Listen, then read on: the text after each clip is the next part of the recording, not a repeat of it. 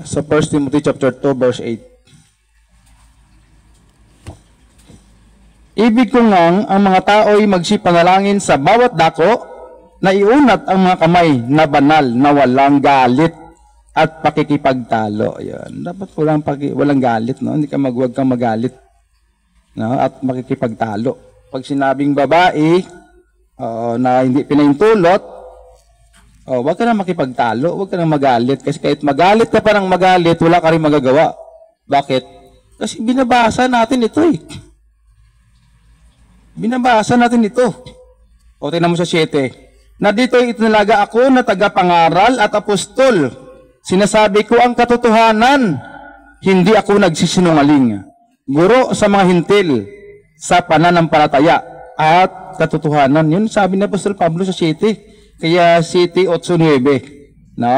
Sa 1 Timothy 2 verse 7. Na dito itinalaga ako na tagapangaral at apostol. Sinasabi ko ang katotohanan. Hindi ako nagsinungaling. Yan sabi ni Apostol Pablo. Guro sa mga hintil sa pananampalataya at katotohanan. Katotohanan yun eh. Sa 9. Lundag sa 9. Kasi binasa natin yung 8. Sa 9. Gayon din naman na ang mga babae ay magsigayak ng mahinhing damit na may katimtiman at hinahon. Hindi na mahalagang hiyas ng buhok at ginto o perlas o damit na mahalaga. Kundi siyang nararapat sa mga babae na magpakabanal sa pamamagitan ng mabubuting gawa. 11. Ang babae mag-aral na mag-aral na tumahimik na may buong pagkapasakop. Buo ha? Hindi pwede kalahati kasi sabi mo, pastora ka tapos may pastor naman. No? Kalahati siya nagpasakop sa pastor, kalahati naman siya nananakop.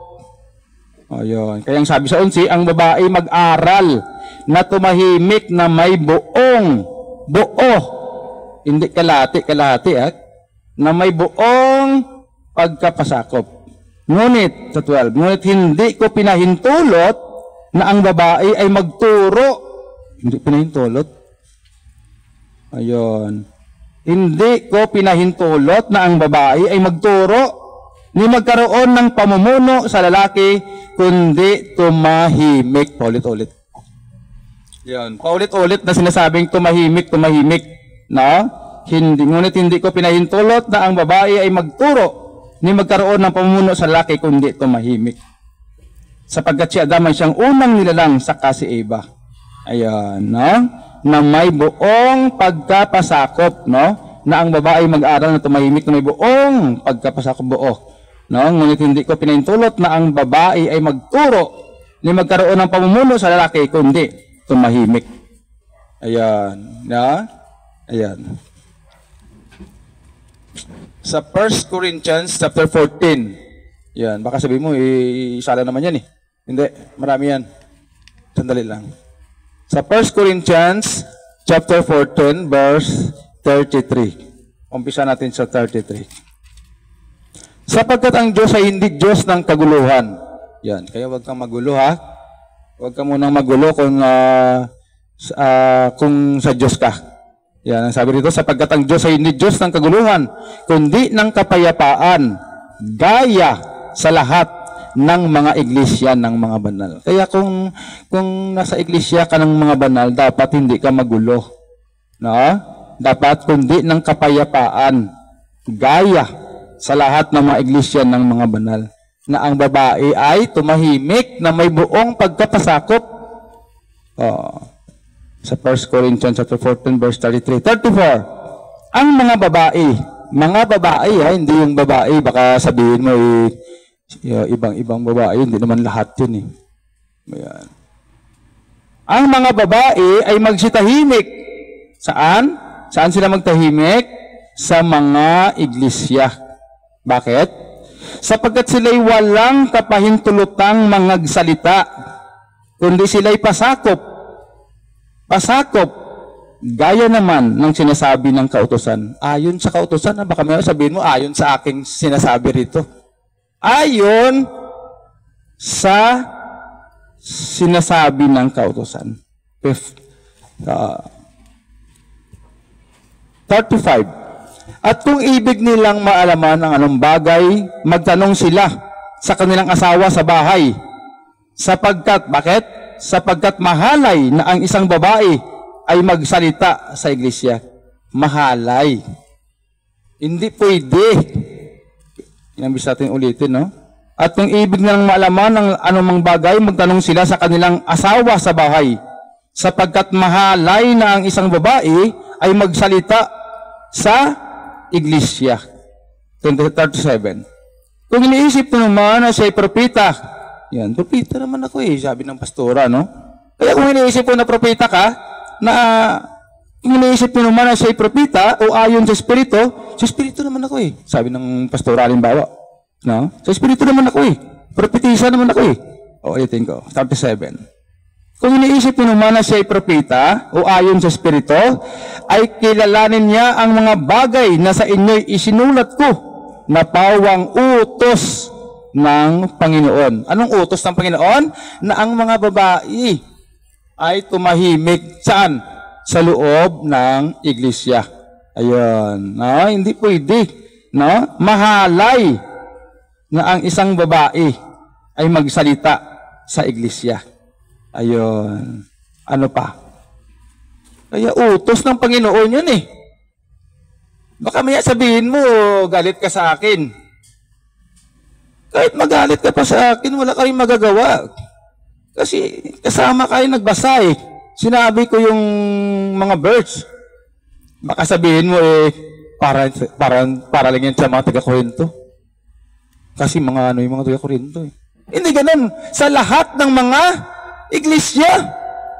Palusot ka pa dyan, Oo, kasi mga babae dun sa kay Timothy, kaya nga, Hindi pwede ganun. Sa lahat ng mga iglesia na sila'y pasakop ng buo.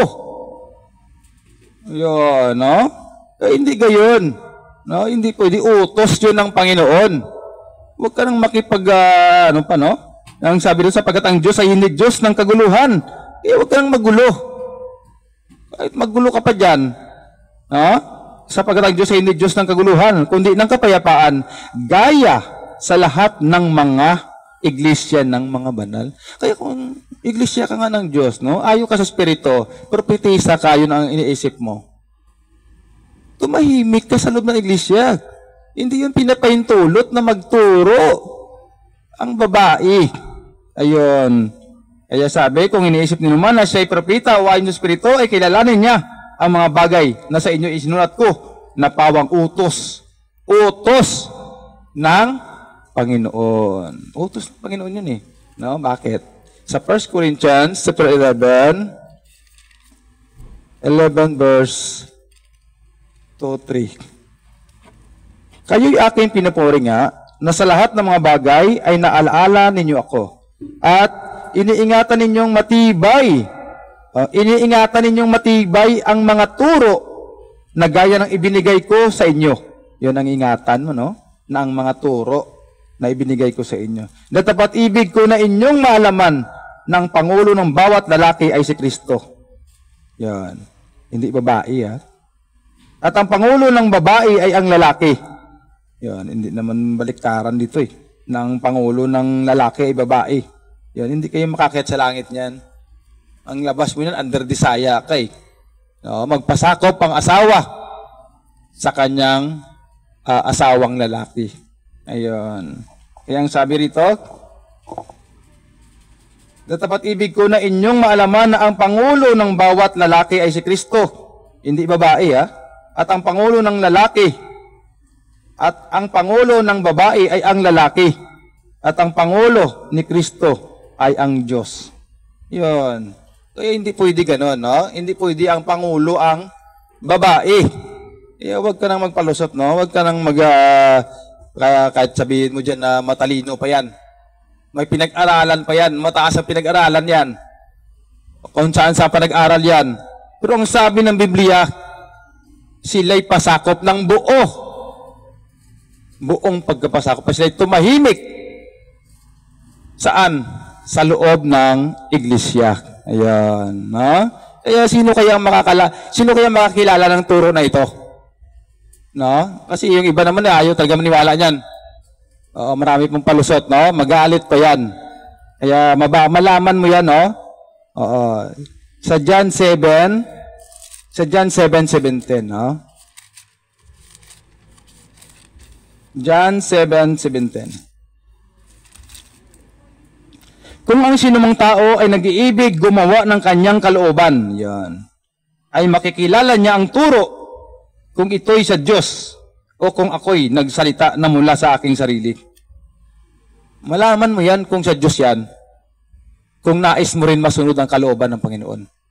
Pero kung hindi mo nais masunod ang kalooban ng Panginoon, hindi mo maalaman yan. Oo, hindi mo maalaman yan. Yan. Kaya ang sabi dito, makikilala nyo ang turo kung ito'y sa Diyos o kung ako'y nagsalita na mula sa aking sarili.